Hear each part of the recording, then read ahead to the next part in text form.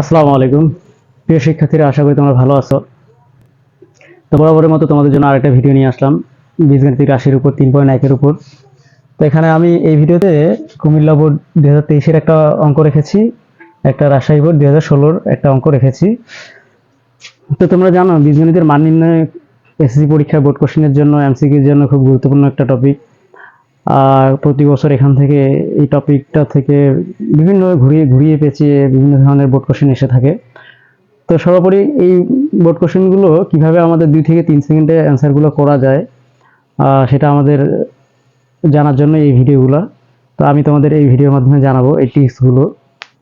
তো আসি যে আমাদের প্রথম যে কুমিল্লা বোর্ড 2023 সালে যে এমসিকিউটা এসেছিল সেটা আমরা কিভাবে খুব দ্রুত অ্যান্সার করতে পারি, তো এই বিষয়ে আমরা এখন দেখি। আমাদের এখানে আছে অপশনে x + y = 6 এবং x - y = 4 হলে x y এর মান নির্ণয় করো। তো আমাদের অপশনে কয় আছে 2, খয়ে 5, গয়ে আছে 24 এবং ঘয়ে আছে 26। তো দেখো যে আমরা বীজগণিতিক রাশির যে এমসিকিউ গুলো আছে সবগুলো অধিকাংশগুলো আমরা শুদ্ধি পরীক্ষা করার চেষ্টা করব।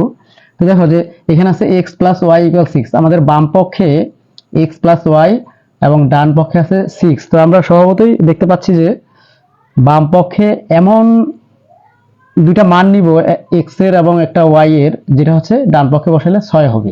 এবং এখানেও x - y তে x এর এবং y এর এমন দুইটা মান নিব যেটাতে হচ্ছে বিয়োগ করে আমাদের 4 হবে। তাহলে সেই অঙ্কটা সেই দুইটা মানের গুণফলই হচ্ছে আমাদের xy।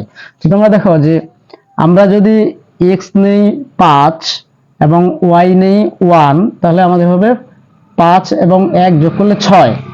এখানে দেখো যে x যদি 5 নেই এবং y এর মান 1 নেই, তাহলে 5 থেকে 1 বাদ দিলে 4 আমাদের মিলে আছে। দেখো যে এখানে আমরা নিলাম 5 আর যোগ 1 সমান 6, আর এখানে x সমান আমরা 5 নিলাম, y সমান 1 নিলাম, তো আমাদের 4। তাহলে আমাদের ডান পক্ষ মিলে গেল। তো এখানে দেখো আমরা x সমান নিব 5 এবং y সমান 1 গুণ করব, আমাদের থাকলো 5। তো আমাদের অপশনে কোথায় 5 আছে? অপশন ক্ষয়ে আছে, দেখো 5। আমরা খুব ইজিলি অ্যান্সারগুলো পেলাম। এরপরে আমরা আসি যে দ্বিতীয় যে নাম্বার অঙ্কটা ছিল রাজশাহী বোর্ড 2016 সালের যে অঙ্কটা ছিল, এটা কিভাবে সলভ করা যায় আমরা একটু চেষ্টা করি। তো আমরা এখানে যে দুটো চলক আছে, এই চলক দুটার প্রথমে আছে বিয়োগ, x - y = 2 এবং x y = 24 হলে x + y এর মান নির্ণয় করো। অঙ্কটা একটু ঘুরিয়ে দিয়েছে, সে যেভাবেই থাক আমাদের x - এর মান যদি থাকে সেটা আমরা বের করতে পারবো, x + y এর মান এখানে চাইছে সেটাও বের করতে পারবো।